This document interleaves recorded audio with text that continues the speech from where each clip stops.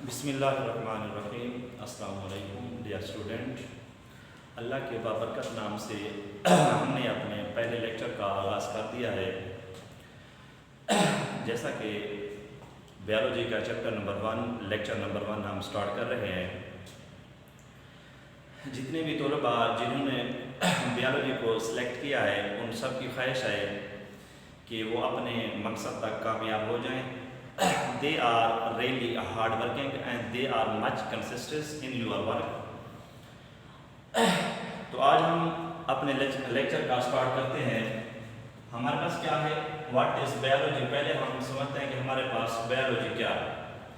Biology हमारे पास Greek word है, यूनानी ज़बान का लफ्ज़ है जो दो मुख्तलिफ लफ्ज़ों से मिलकर बना हुआ है। आपने केमिस्ट्री के अंदर पढ़ा होगा कंपाउंड एलिमेंट, मतलब पहले ऐसे एलिमेंट जो दो मुख्तलिफ एलिमेंट से मिलकर बनते हैं। तो इसी वजह से हमारे पास बायोलॉजी दो मुख्तलिफ लफ्ज़ों से मिलकर बना हुआ है। ये हमारे पास क्या है, कंपाउंड वर्ड्स है। तो हम अगर इसको सेपरेट करें तो हमारे पास ये लफ्ज़ दो लफ्ज़ों पर मुश्तमिल है। Number 1 BIOS, number 2 logos. BIOS का मतलब होता है लाइफ, लोगोस का मतलब होता है टू स्टडी।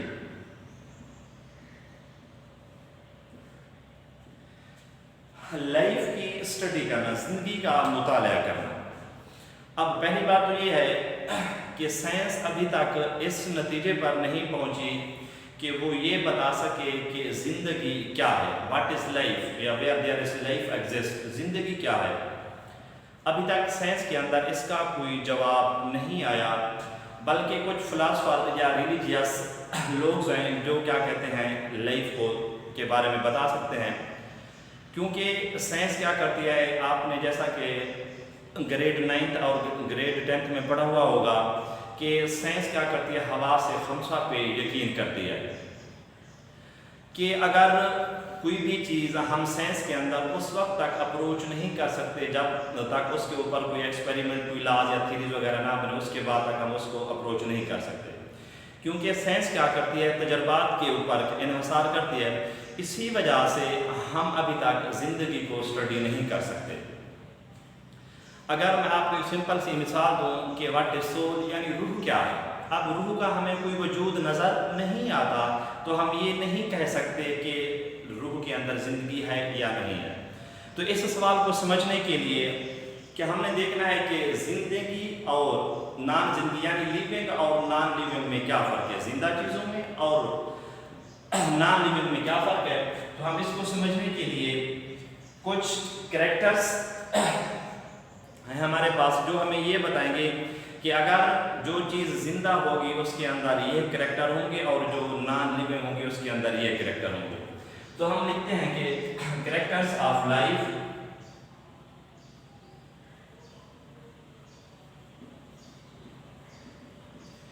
कि लाइफ की खुसूसियत क्या है, हम किस बुनियाद पर लिविंग और नॉन लिविंग को आपस में डिफ्रेंशिएट कर सकते हैं, अलहदा कर सकते हैं। नंबर 1 हमारे पास है सिंपल, कॉम्प्लेक्स, यूनिसेलुलर, मल्टीसेलुलर।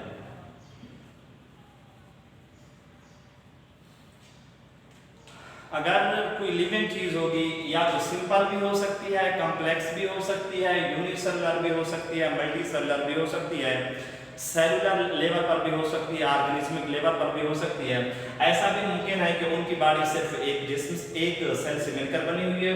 ऐसा भी मुमकिन है कि उनकी बॉडी बहुत सारे सेल से मिलकर बनी हुई है। ऐसा भी है कि वो क्या हो, यूनिसेलुलर, ऐसा भी है क्या हो मल्टी सेलुलर। इसके बाद हमारे पास दूसरा कैरेक्टर है जेनेटिक प्रोग्राम।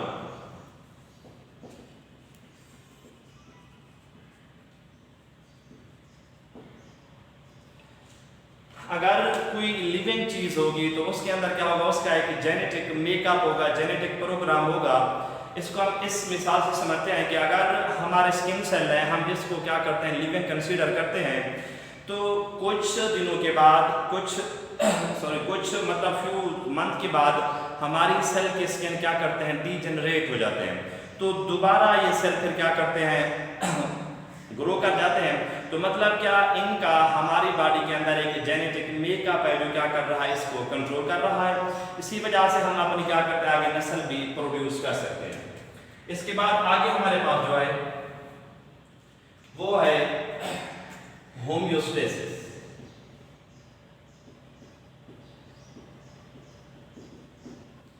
कि जो लिविंग चीज होगी वो क्या करेगी, अपना इंटरनल बॉडी का इंटरनल टेम्परेचर क्या करेगी, मेंटेन करेगी।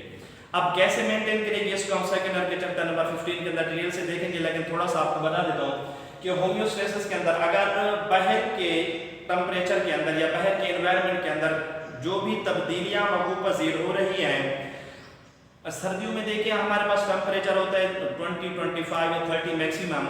उसके बाद अगर हम जैसे आपकी बात करें जैसे जून जुलाई के अंदर टेम्परेचर 35, 40 या 45 तक चला जाता है, तो जो बाहर के एक्सटर्नल एनवायरनमेंट के अंदर जो तब्दीलियां आ रही हैं उन तब्दीलियों को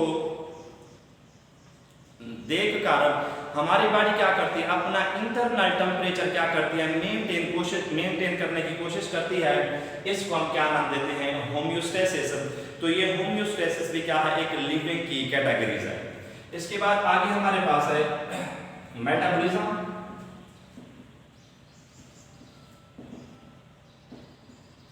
अब मेटाबॉलिज्म के अंदर क्या है, हमारी बॉडी के अंदर हर वक्त केमिकल रिएक्शन हो रहे हैं, कुछ कंस्ट्रक्टिव हैं, कुछ डिस्ट्रक्टिव हैं। जैसा कि हमारे पास क्या है, एनाबॉलिज्म।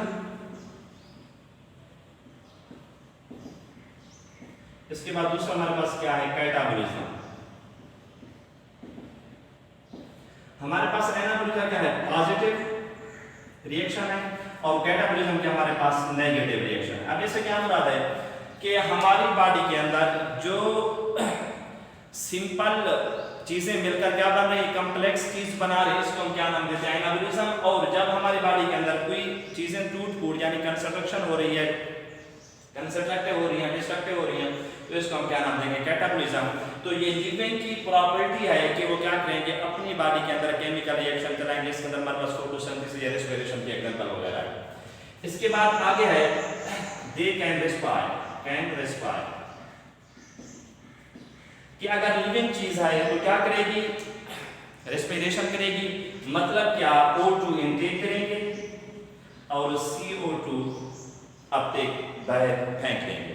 हमारे पास क्या है, सांस भी लेते। इसके बाद आगे हमारे पास है रिप्रोडक्शन।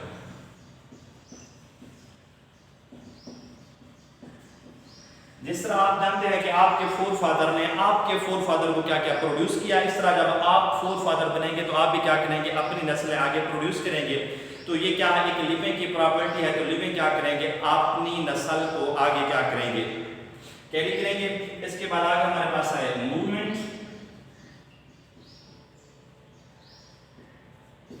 कि ये लिविंग की प्रॉपर्टी वो क्या करेंगे कि लोकोमोट भी करेंगे और मूवमेंट भी करेंगे। इसके बाद आगे हमारे पास इरिटेबिलिटी,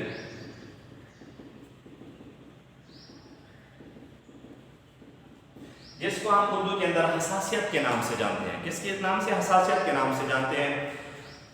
आप किसी सहरा के अंदर जाएं और वहां पर देखें किसी दरख्त के ऊपर कोई परिंदे वगैरह बैठे हुए हैं, बर्ड्स या ईगल वगैरह बैठा हुआ है, तो जैसे ही आप जाएंगे वो क्या रेगिस्तान और दरख्त उड़कर भाग जाएंगे, बिल्कुल भी नहीं।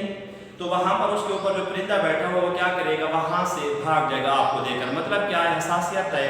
तो वो क्या करेंगे, ह्यूमन से क्या बहुत हसास होते हैं, यानी क्या होते हैं, सेंसिटिव होते हैं। तो यहाँ तक आज हमने इसके इंट्रोडक्शन को देखा। इंशाअल्लाह फिर कल हम इससे आगे स्टार्ट करेंगे। ओके। इसके बाद आगे हमारे पास है लिविंग की कैरेक्टर के अंदर है they can grow and use energy. अब ग्रो से क्या मुराद है, जब एक बच्चा पैदा होता है तो साफ ज़रा उसका साइज इतना छोटा सा होता है। उसके बाद वो क्या करता है, एनर्जी को इनटेक करता है, खुराक लेता है। उसके बाद आहिस्ता आहिस्ता जब आपकी उम्र, आप जिस स्टेज में आप पढ़ रहे हैं यानी फर्स्ट ईयर के अंदर, तो आप या तो अपने वालिदैन के कद के बराबर होंगे या उनसे थोड़ा बहुत ऊपर नीचे होंगे। तो मतलब ये क्या है कि लिविंग की क्या प्रॉपर्टी है कि ग्रो करने के बाद उनका साइज क्या होता है, छोटा होता है, और Aahista Aahista with the passage of time जैसे ही खुराक को इनटेक करते हैं, लिक्विड वगैरह, दूध वगैरह, उसके बाद आगे वो एनर्जी के भी क्या करते हैं, गेन करते हैं। अब एक बात मैं यहाँ आपको समझाना चाहता हूँ कि हमें लाइफ से बहुत ज़्यादा प्यार है, ज़िंदगी से क्या है, बहुत ज़्यादा प्यार है।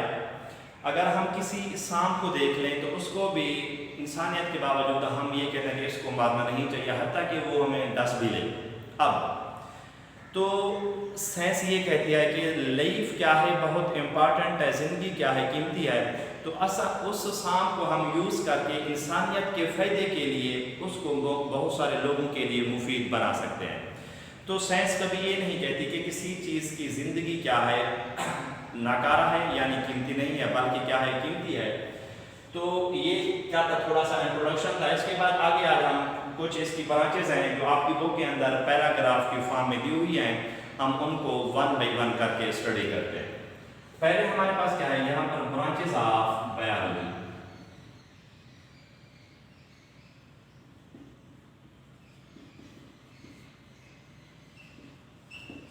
नंबर वन हमारे पास क्या है, ecology.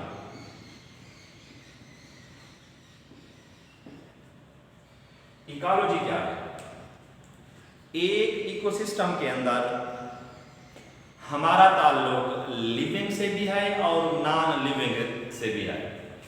Living thing, living and non living.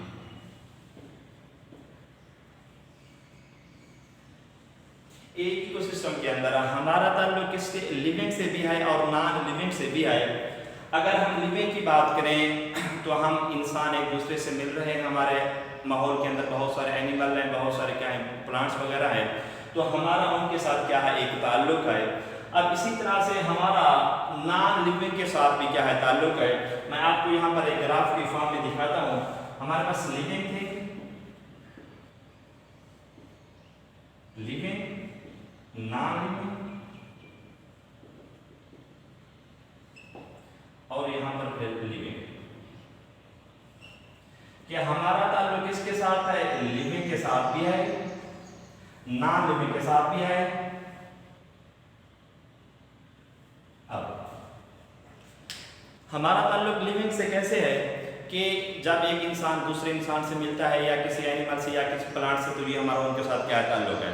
अब नॉन लिविंग के साथ हमारा बहुत गहरा ताल्लुक है। अगर ये हमारा उनके साथ ताल्लुक ना हो तो हमारा सर्वाइवल इम्पॉसिबल होगा। कैसे, अगर मैं CO2 की बात करूं या ऑक्सीजन की बात करूं, देखिए हम क्या कर रहे हैं, हमारे पास क्या है, O2 क्या है, एक नॉन लिविंग है, हम इसको इनटेक कर रहे हैं और इसके बदले में फिर क्या कर रहे हैं, CO2 को क्या कर रहे हैं, बाहर निकाल रहे हैं। इसके बाद अगर आप पानी की बात करें तो ये भी क्या है, नॉन लिविंग है। तो मतलब पानी के बगैर हम सर्वाइव नहीं कर सकते। तो हमारा इकोलॉजी के अंदर, बायोलॉजी की वो ब्रांच जिसके अंदर हम क्या करते हैं, किसी इकोसिस्टम के अंदर उसके लिविंग और नॉन लिविंग कंपोनेंट का क्या करते हैं, मुताला करते हैं, क्या कहलाती है, इकोलॉजी कहलाती है। तो आज के लिए इतना ही काफ़ी है। इंशाअल्लाह कल हम इसकी बकिया ब्रांचेस को बाकी लेकर चलेंगे। ओके, अल्लाह हाफ़िज़।